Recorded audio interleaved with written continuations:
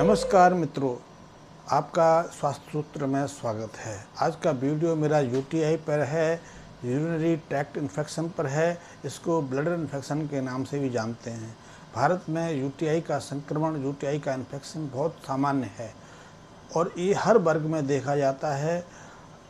हम छोटे बच्चों से लेकर वृद्धों तक में ये संक्रमण देख पाते हैं। यदि हम आंकड़ों की बात करें तो भारत में 40% से ज़्यादा स्त्रियां यूटीआई से संक्रमित हैं। इसी तरह यदि पुरुषों की बात की जाए तो 15% पुरुष जो हैं यूटीआई के संक्रमण से पीड़ित रहते हैं। यूटीआई का संक्रमण जब होता है तो उसका संक्रमण मूत्र मार्ग पर होता है और जननेंद्रिय तक से लेकर किडनी तक फैल जाता है।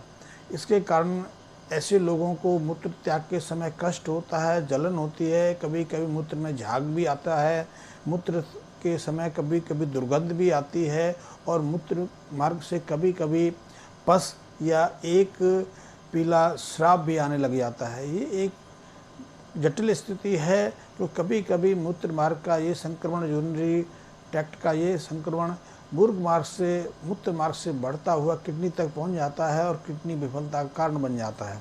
ऐसे बहुत सारे आंकड़े, बहुत सारे हमारे पास रिसर्च उपलब्ध हैं जिनमें यूरिनरी ब्लैडर के कारण किडनी खराब हुई, ऐसे एविडेंस हमारे पास उपलब्ध हैं।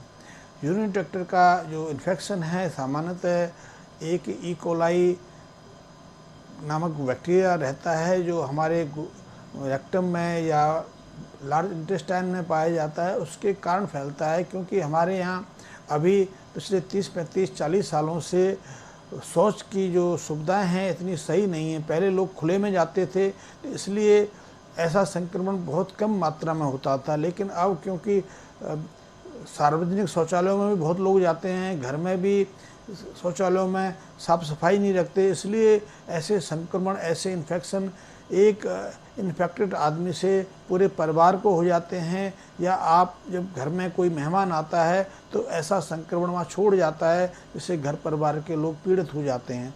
तो यूरिनरी जो इन्फेक्शन है एक खतरनाक एक स्थिति है। इसके कारण पीड़ा तो झेलनी ही पड़ती है।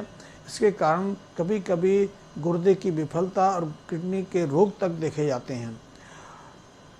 एक चीज़ हमने और भी यूरिनरी ट्रैक्ट के साथ देखी है, यूरिनरी ब्लैडर के साथ देखी है। जिनको यूरिनरी ब्लैडर का इन्फेक्शन रहता है उनको बुखार भी रहता है, हल्की कंपकंपी भी रहती है। कभी कभी इसके कारण उन्हें सेक्स संबंध बनाने में पीड़ा रहती है और कई स्त्रियां तो इसके कारण गर्भ धारण करने में भी कठिनाई महसूस करती हैं। आप इस इन्फेक्शन से बहुत सहजता से बच सकते हैं। इसके लिए सबसे ज़रूरी है कि आपको साफ़ सफाई रखनी चाहिए, अपने शरीर की पूरी स्वच्छता रखनी चाहिए और नहाने के समय अपने जननांगों की अच्छी सफाई करनी चाहिए। दूसरा, यदि कोई आदमी यूरिनरी ब्लैडर से पीड़ित हो गया है तो आज कई तरह की एंटीबायोटिक दवाएँ उपलब्ध हैं। इनका आप सेवन कर सकते हैं अपने चिकित्सक की परामर्श से, आप अपने डॉक्टर से मिलकर। इसी तरह यदि आप दवाओं के सेवन से बचना चाहते हैं और फिर भी आप यूरिनरी ट्रैक्ट इन्फेक्शन को ख़त्म करना चाहते हैं तो उसके लिए आप नियमित रूप से नारियल पानी का सेवन कर सकते हैं। नारियल पानी बहुत अच्छा है क्योंकि इससे हमारे मूत्र का जो pH फैक्टर है, एसिडिक और बेसिक फैक्टर बदलता है। आप नारियल पानी की जगह मौसम्बी का जूस इस्तेमाल कर सकते हैं, चकोतरा का जूस भी सेवन कर सकते हैं। आप चाहें यदि कुछ भी नहीं मिले तो पाइनएप्पल या आप नींबू का सेवन कर सकते हैं। इसमें शहद भी आपकी काफ़ी मदद करता है। नींबू शहद का जो मिश्रण है, जो शरबत है, वो ऐसे इन्फेक्शन से आपको बचाने में बहुत कारगर है। इसी तरह आप चाहें तो अपने खाने में थोड़ा परिवर्तन कर सकते हैं। आप अपने खाने में यदि जौ की मात्रा बढ़ा दें तो वो भी आपके लिए बहुत उपयोगी साबित होता है। अन्यथा आप जौ का पानी ले सकते हैं जिसे बार्ले वाटर कहते हैं। बार्ले वाटर भी ऐसे इन्फेक्शन से बचाने में बहुत मददगार है, खासकर उन लोगों को जिनमें ऐसे इन्फेक्शन की संभावना ज़्यादा रहती है। जैसे कि हम कैसे डायबिटिक हैं, जिनका डायबिटिक लेवल कंट्रोल में नहीं रहता, उनमें ऐसे इन्फेक्शन की, ऐसे संक्रमण की ज़्यादा संभावना रहती है। तो उन्हें तो ऐसी सावधानी बरतनी चाहिए।